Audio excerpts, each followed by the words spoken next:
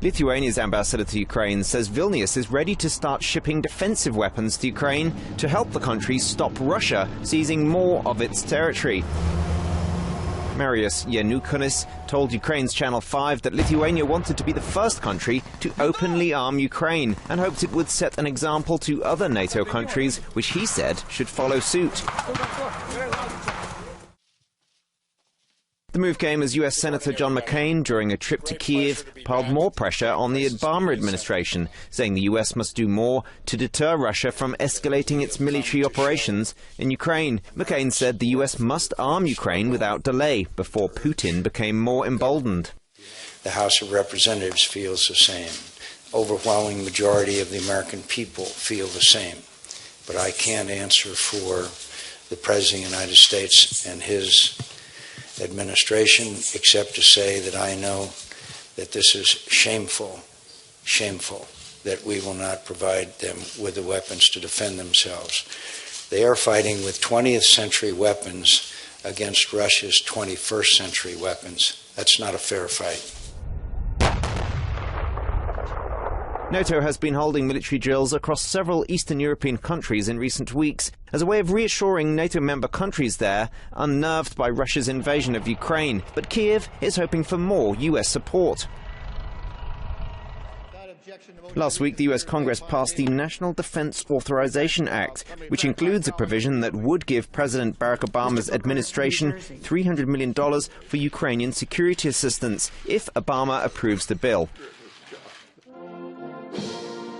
US military advisors are already training the Ukrainian military. About 300 US paratroopers arrived in Ukraine in April to train Kiev's National Guard. Britain has already sent military personnel to train Ukrainian troops, while Canada and Poland have pledged to send 250 instructors respectively this year. But Western countries, with the exception of Lithuania, have so far declined its request to supply defensive weapons.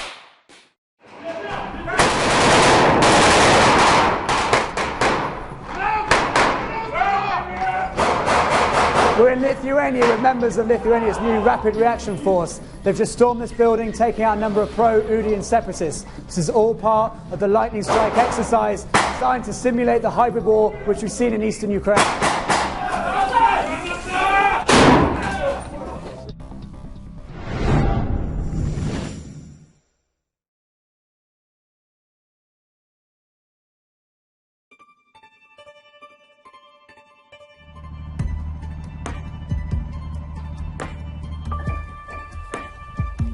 One of the guys playing enemy has come up to this position and informed us that they are going to basically set an ambush.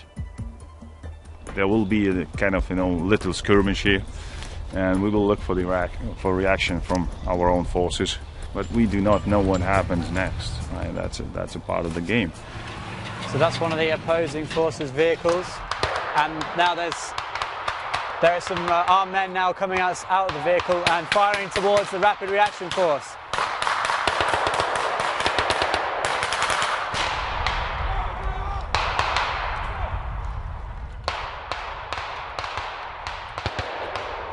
So they've had to withdraw. Right. This was a little skirmish here. They just, tested our positions. So if, in reality, do you think then most of those attackers would have been killed, do you think, in that scenario? I believe so. So a success then? It is. Following its fueling of the crisis in Ukraine, Russia has turned its attention to its Baltic neighbours, increasing its provocative rhetoric and running a number of large-scale military drills along its western borders. In Ukraine, Russia used threats to Russian speakers to justify its annexation of Crimea. With their own Russian-speaking minorities, this has put the Baltic states on edge, who fear that they could be next. As a result, the countries of Latvia, Estonia and Lithuania are adapting and readying their military forces. This is especially true for Lithuania, a NATO and EU state that shares a border with the heavily militarized Russian exclave of Kaliningrad. Lithuania has created its own rapid reaction force and has also taken the drastic step of reintroducing conscription. In May, Lithuania carried out its first ever nationwide test of the rapid reaction force, dubbed Operation Lightning Strike. The exercise mobilized some 2,500 soldiers and 500 police to test the state's ability to counter the type of hybrid warfare methods seen in Ukraine. The main lessons learned came from Ukraine scenario. We are analyzing, we see, we had direct contact with those soldiers who are coming here for medical treatment. So we're just speaking with them, and we are building this scenario and what to expect. We're trying to do one day we're dealing with the protest with civilian people, then we have also prepared for some regular war or even mixture of those. So Major, could you tell me what we are looking at here? We have the map of Lithuania. The red cubics reflect the adversary forces, those groups acting in this part of Lithuania. In the eastern part, they want to declare independence of the eastern Lithuania. We know that they get support by smuggling weapons, especially using those corridors in here from Parta. And we know the country of Parta is very close related and supported by country of Udia. We always, during the exercise, use artificial names, just in order not to get any kind of friction or political issues. Sure. Yeah. I mean, it's absolutely artificial countries, and it has nothing to do with reality. That's the main idea we say during every kind of exercise. So we're definitely saying that that's not Russia right there? Absolutely. But we are saying that's Latvia there, that's no problem? That's no problem, that's Latvia. I see. The first major exercise was an intensive multi-scenario drill designed to test the coordination between the Rapid Reaction Force and the National Police. For the day, the army had taken over the town of Kaišiadorys, and residents of the town came out in droves to see the exercise unfold. This is the town of Kaišiadorys, which for today's part of the exercise has been attacked by pro-Udian separatists who've taken over a government building in the main square here and also holding a protest.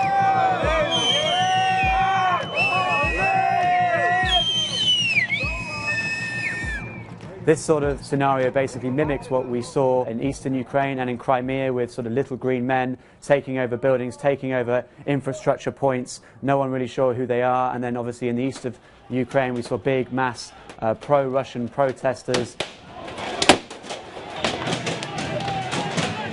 So today we'll probably see a bit of how the police and the Rapid Reaction Force deal with those kind of threats.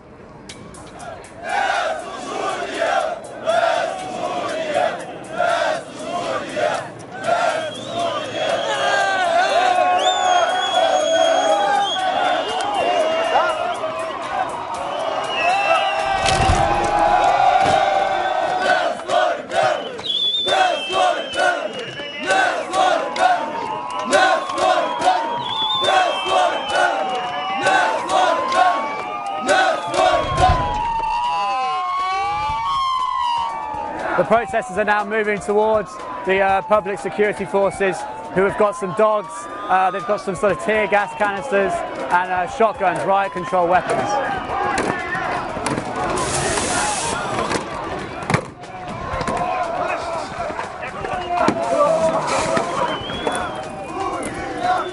The police have now managed to move the protesters out of the main square. The guys actually playing the protesters, the pro-Udian separatists, are actually in the same unit as these guys.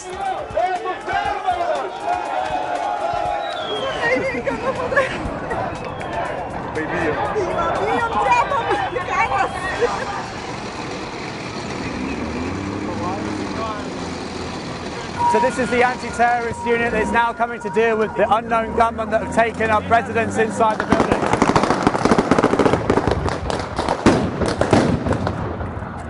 So the anti-terror police, the Aras unit, are now scaling ladders into the building to try and take the gunmen out who are firing from inside.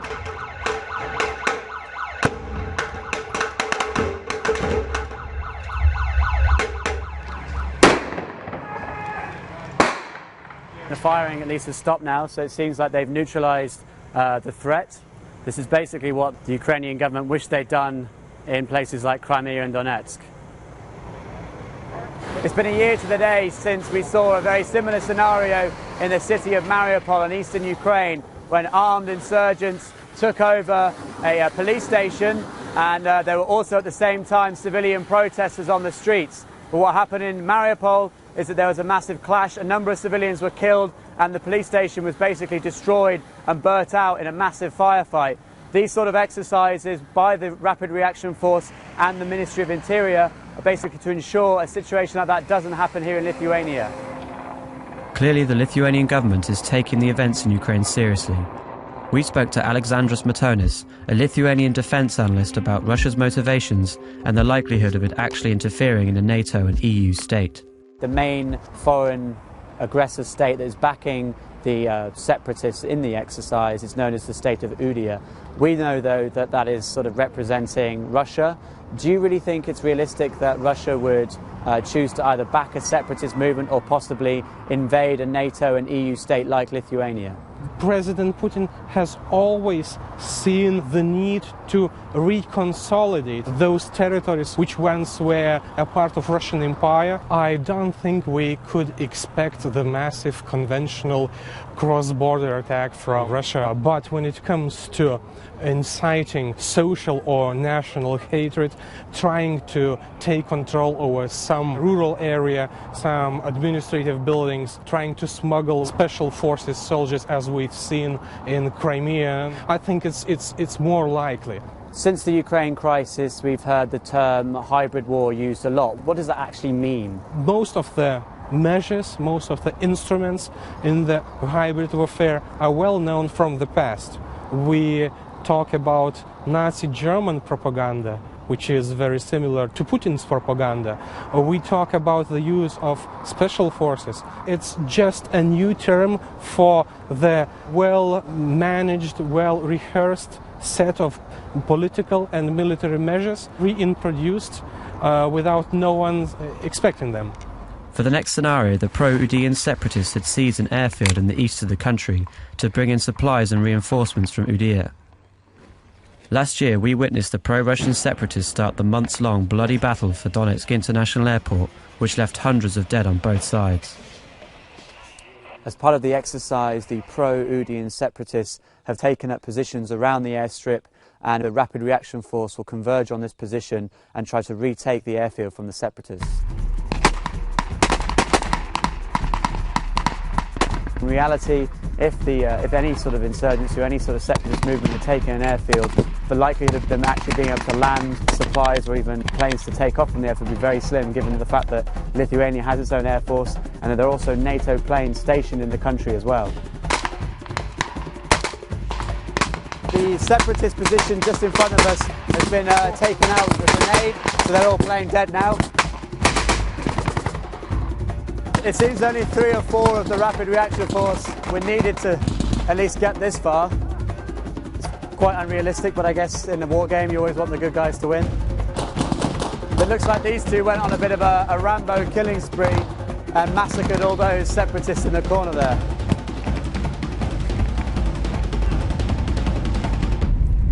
I guess that means mission accomplished. They've took down the Udian flag. So this is now the territory of Lithuania once again. Job done.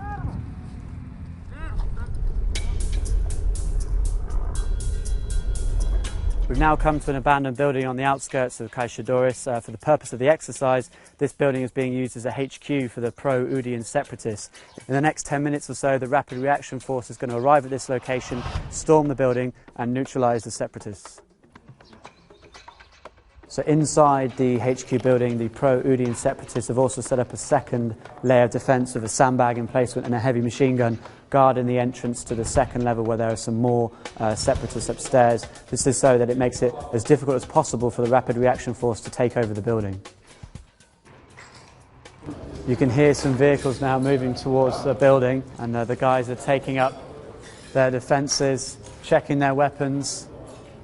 I think it's about to get very, very loud in here.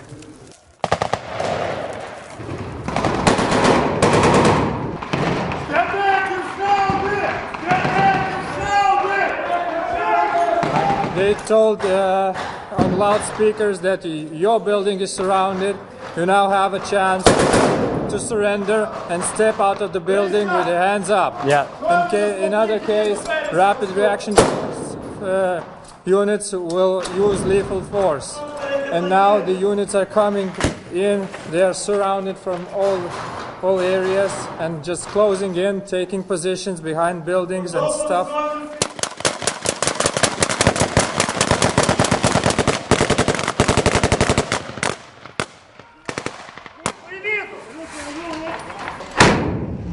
The Rapid Reaction Force members are basically right at the front door now.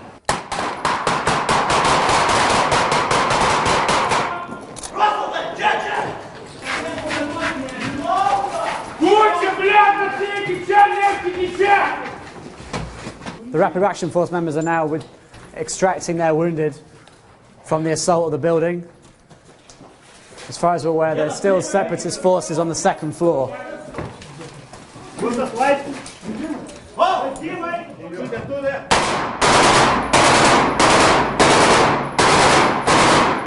So now they're taking control of the second floor, where the separatists left alive group have barricaded themselves. This operation shows how difficult it can be for a military force to take a well-defended building.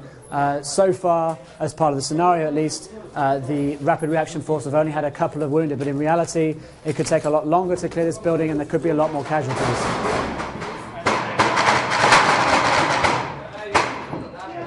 Basically, operation was a success. As far as I know, two of our force, Rapid Reaction Force troops were killed in action. The main struggle was this fire position with the machine gun in it. As far as I heard, about 13 killed in action on this floor and 3 surrendered.